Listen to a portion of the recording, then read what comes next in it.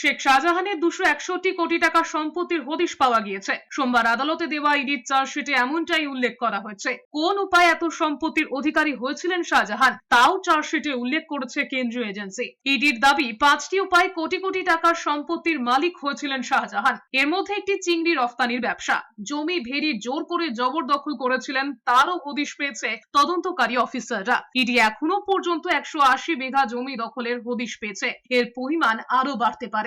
মূলত চিংড়ি আমদানি রফতানির এজেন্ট হিসেবে কাজ করতেন। এছাড়াও ছিল মাছের আড়ত, আর এই ব্যবসার মাধ্যমে অন্তত 200 কোটি করেছিলেন। আয়ের উৎস ছিল ইট ভাটা, সেখান থেকে অন্তত 20 কোটি টাকার সম্পত্তি করেছিলেন। এছাড়াও তোলাবাজির মাধ্যমেও বেশ কয়েক কোটি সম্পত্তি বানিয়েছিলেন তিনি। সরকারি টেন্ডারের মাধ্যমেও কোটি কোটি টাকা তুলেছিলেন শেখ শাহজাহান। 56 দিনের মাথায় সোমবার আদালতে 113 পাতার চার্জশিট জমা দিয়েছে ইডি। ওই চার্জশিটে শাহজাহানের ভাই আলমগীর, দিদার বক্স মোল্লা এবং শিবপ্রসাদ হাজরার নাম রয়েছে।